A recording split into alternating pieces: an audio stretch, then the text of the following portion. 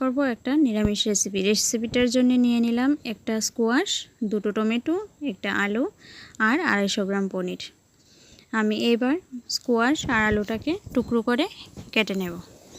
কেটে নিয়েছি, এবার কেটে নেব একটা টমেটোকে টুকরো করে। এই যে একটা টমেটো টুকরো করে কেটে নিয়েছি।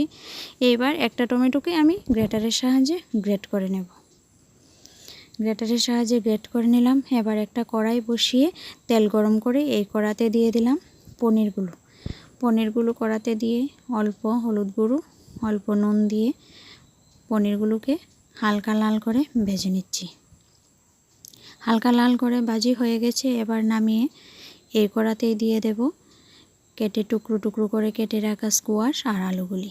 একসাথে দুটোকেই এই কড়াতেই ভেজে নেব নুন আর হলুদ গুঁড়ো দিয়ে। হালকা নেড়ে চেড়ে তারপর ঢাকা দিয়ে ভাপিয়ে নেব। একসাথে বাফানো আর ভাজি দুটোই হয়ে যাবে। এই যে ভাজিটা হয়ে গেছে, এবার ভাজিটা নামিয়ে এই কড়াতেই দিয়ে দেব ফোড়ন। দিয়ে দিলাম ফোড়নে একটা শুকনো লঙ্কা, একটা এলাচ, একটা দারচিনি আর একটা তেজপাতা। এবার এগুলোকে হালকা নেড়ে চেড়ে তারপর দিয়ে দিলাম গোটা জিরেটা হালকা নেড়ে চেড়ে দিয়ে দিলাম বেটে রাখা জিরে, ধনে, আদা আর শুকনো লঙ্কা একসাথে বেটে রেখেছি। এগুলো দিয়ে হালকা কষিয়ে নিচ্ছি। দিয়ে দিলাম হলুদ গুঁড়ো, কাশ্মীরি লঙ্কা গুঁড়ো। এবার হালকা কষিয়ে নিয়ে দিয়ে দিলাম টমেটো পেস্ট কষানো হয়ে গেলে দিয়ে দিলাম টুকরো করে কেটে রাখা টমেটোগুলো। এবার আরও অল্প কষিয়ে তারপর দিয়ে দেব ভেজে রাখা সবজি, আলু আর স্কোয়াশ ভেজে রাখা সবজি। এবার দিয়ে আরও কিছুক্ষণ কষিয়ে নেব। কষিয়ে নিয়ে তারপর দিয়ে দেব পনিরের কৌটোর মধ্যে যে জলটা থাকে সেই জলটা।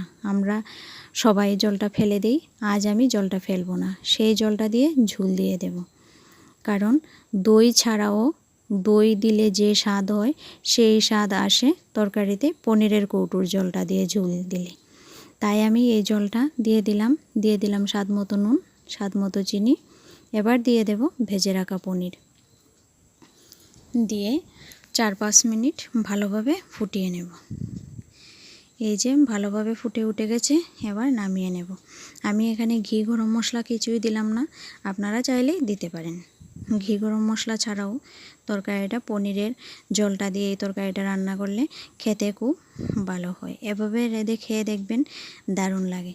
আর রান্না করে খেয়ে কমেন্টে জানাবেন তরকারিটা কেমন লাগলো। ধন্যবাদ।